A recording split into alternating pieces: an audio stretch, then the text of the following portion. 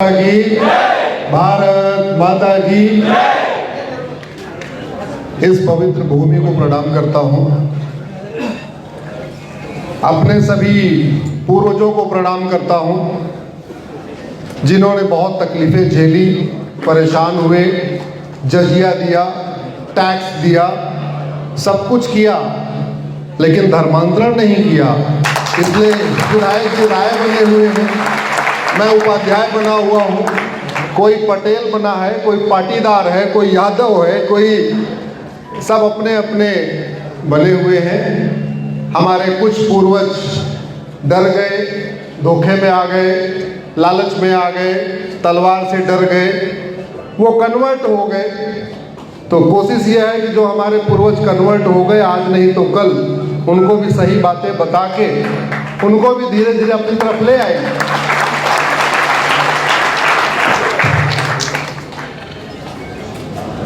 आज 2025 का मेरा 111वां कार्यक्रम है। ये 111वां कार्यक्रम नहीं, 111वां जिला है 2025 का। अब तक 500 जिलों में जाने का सौभाग्य मिला विधायक जी, लेकिन ऐसा कार्यक्रम, ऐसे राष्ट्रभक्त, ऐसे भाई, ऐसे बहन, एकदम प्रखर, एकदम मुखर मैंने देखा नहीं। जब इंद्रदेव कृपा कर रहे थे तो मैंने कहा कोई बात नहीं, बहरीन का कार्यक्रम छूट गया, सीहोर का भी कार्यक्रम छूट जाएगा।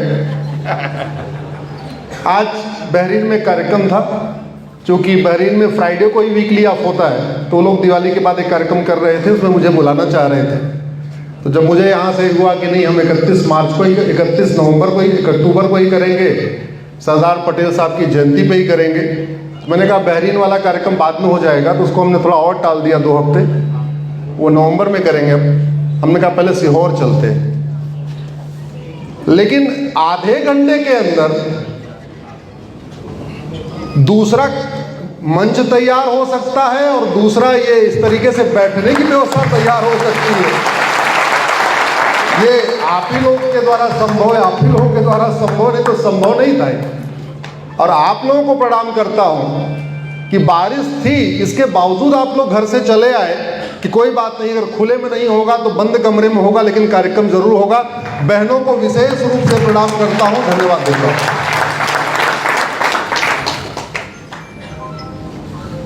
भारत में 10 झूठ बहुत प्रचलित झूठ है। पहला कि भारत स्वतंत्र हो गया। आप कह रहे हो, कह रहे क्या बात कर रहे हैं? हर साल 15 अगस्त को स्वतंत्रता दिवस मनाते हैं, हर साल 26 जनवरी को गणतंत्र दिवस मनाते हैं, तो स्वतंत्र हो ही गए।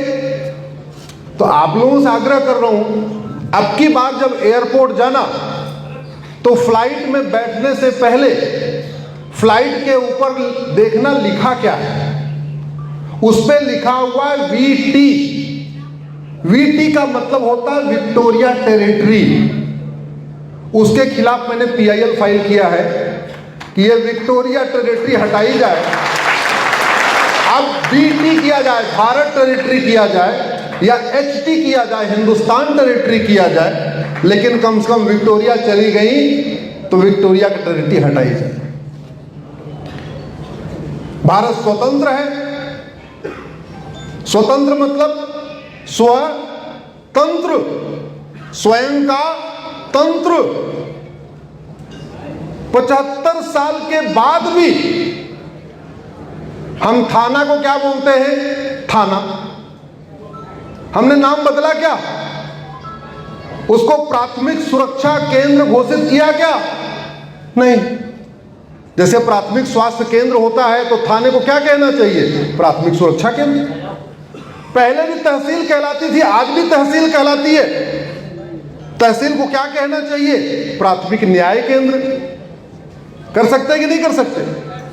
विधायक जी बैठे हैं तो कुछ विषय में विधायक, ये विषय में विधायक जी के लिए दे रहा हूं कि विधायक जी अगले विधानसभा के सत्र में इसकी शुरुआत मध्य प्रदेश से किया जाए कि थाने को प्राथमिक सुरक्षा केंद्र और तहसील को प्राथमिक न्याय केंद्र डिक्लेयर किया जाए। एक विषय और हमारे देश की सभी अदालतों में एक आंख पे पट्टी बांध के मूर्ति रहती है, देखा होगा आपने। उनका नाम है लेडी जस्टिसिया। ये जो जस्टिस वर्ड आया वो जस्टिसिया से आया। हमारे देश में अपनी न्याय की देवी है और उनका नाम है रानी अहिल्याबाई होलकर।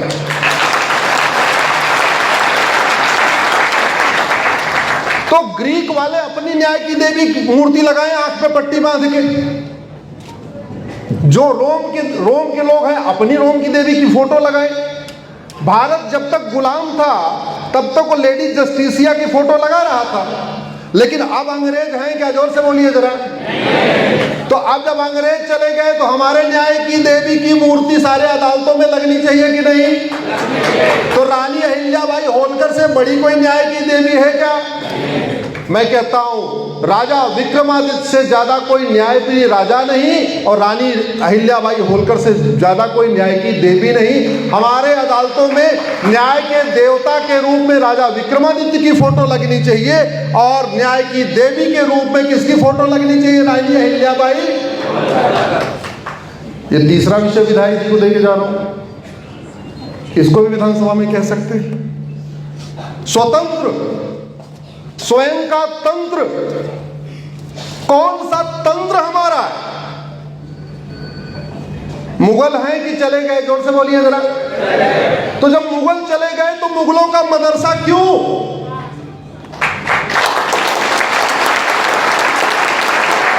अंग्रेज हैं कि चले गए? तो अंग्रेजों का मॉन्टेसरी स्कूल और मिशनरी स्कूल क्यों?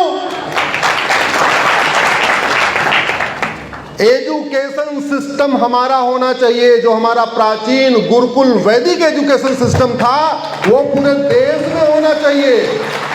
वो एजुकेशन सिस्टम होना चाहिए जिसमें कृष्ण और सुदामा एक साथ एक क्लास में एक किताब पढ़ते थे। और आप सोच रहे हो कि नहीं मॉडर्न वाला अच्छा है, हमारा वाला गड़बड़ है। मैं आपसे पूछ रहा हूं, महर्षि पतंजलि जैसा वैज्ञानिक आज की डेट में कोई पैदा हो रहा है क्या? महर्षि चरक जैसा कोई डॉक्टर पैदा हुआ? महर्षि सुश्रुत जैसा कोई डॉक्टर पैदा हुआ? महर्षि सारंगधर, महर्षि माधवकर, महर्षि वाग्भट जैसा कोई डॉक्टर पैदा हुआ? महर्षि भारद्वाज जैसा कोई वैज्ञानिक पैदा हुआ? महर्षि पाणिनि जैसा कोई वैज्ञानिक पैदा हुआ? आज के 1000 साल पहले किताब लिखी गई थी विमान संहिता। विमान संहिता में विमान कैसे बनेगा ये भी लिखा हुआ है, विमान कैसे चलेगा ये भी लिखा हुआ है, और विमान चलाने वाला पायलट क्या भोजन करेगा ये भी लिखा हुआ है। तो हमारा एजुकेशन सिस्टम अच्छा था कि आज वाला है? आज वर्तमान एजुकेशन सिस्टम में कोई बाजीराव पेशवा क्यों नहीं पैदा हो रहा है जो 12 घंटे लगातार सूर्य नमस्कार कर सके? हो रहा है क्या? नहीं। हमारा एजुकेशन सिस्टम आध्यात्मिक रूप से मजबूत करता था, चारित्रिक रूप से मजबूत करता था, आर्थिक रूप से मजबूत करता था, शारीरिक रूप से मजबूत करता था, स्पिरिचुअली, इंटेलेक्चुअली हर तरीके से मजबूत करता था। तो जब देश स्वतंत्र हो गया तो गुलामी की शिक्षा क्यों? शिक्षा की भारतीकरण होना चाहिए। अगर भारत के स्कूलों में भगवत गीता नहीं पढ़ाई जाएगी, भारत के स्कूलों में रामायण नहीं पढ़ाया जाएगा, भारत के स्कूलों में उपनिषद नहीं पढ़ाया जाएगा, तो अभी तो सास बहू एक साथ नहीं रह पा रही हैं, कुछ दिन के बाद पिता और पुत्र भी एक साथ नहीं रहेंगे अगर ये वेस्टर्न एजुकेशन सिस्टम चलता रहा। इसलिए गुलामी की शिक्षा बदलनी चाहिए, शिक्षा का भारतीकरण होना चाहिए। आज हम कहते हैं स्वतंत्र हैं, सारे के सारे तंत्र, सारे के सारे सिस्टम गुलामी के। एजुकेशन सिस्टम गुलामी का, हेल्थ केयर सिस्टम गुलामी का, जुडिशियल सिस्टम गुलामी का, पुलिस सिस्टम गुलामी का, टैक्स सिस्टम गुलामी का, सारे के सारे सिस्टम गुलामी के हैं। हमने कभी सोचा ही नहीं कि जब भारत की जीडीपी दुनिया की 40% थी तो भारत में कौन सा टैक्स सिस्टम था? आचार्य चाणक्य के समय, चंद्रगुप्त के समय भारत की जीडीपी 40% थी। क्या उस समय इनकम टैक्स था? क्या उस समय टोल टैक्स था? क्या उस समय रोड टैक्स था? क्या उस समय वैट था? क्या उस समय टीडीएस था? क्या उस समय जीएसटी था? और फिर अगर कुछ नहीं था तो फिर भारत सोने की चिड़िया कैसे था?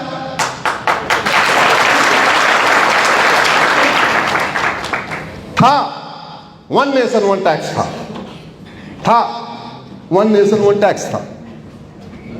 इसलिए मैं कहता हूं, जब से गुलामी का टैक्स सिस्टम आया है, भारत सोने की चिड़िया से खराब होते होते लोहे का कबूतर हो गया। ये लोहे का कबूतर ठीक होकर दोबारा सोने की चिड़िया बने, उस तभी होगा जब भारत का टैक्स सिस्टम बदलेगा। दूसरा, कहते हैं भारत एक संप्रभु राष्ट्र। ये जितनी बातें आपको कह रहा हूं, आपके सामने हिंदी में कह रहा हूं, सुप्रीम कोर्ट में यही बात अंग्रेजी में कहता हूं। अंतर इतना, जब 15 अगस्त को भारत का संविधान लागू हो गया और संविधान के प्रियम्बल का पहला शब्द सोवरिन है, जो लॉ के स्टूडेंट होंगे, संविधान पढ़ते होंगे, उनको पता है, प्रियम्बल का पहला शब्द है सोवरिन। सोवरिन को हिंदी में कहते हैं संप्रभु। संप्रभुता का मतलब ही होता है न गुलामी का नाम होना चाहिए, न गुलामी का निशान होना चाहिए, न गुलामी की कुरीतियां होनी चाहिए, न गुलामी की कुप्रथाएं होनी चाहिए। और आज सब कुछ गुलामी का चल रहा है।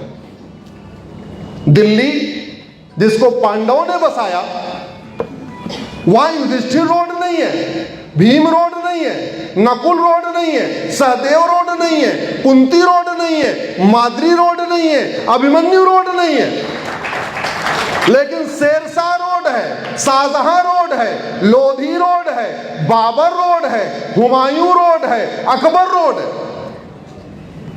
मैं आप लोगों से पूछता हूं, आप कमजोर हैं?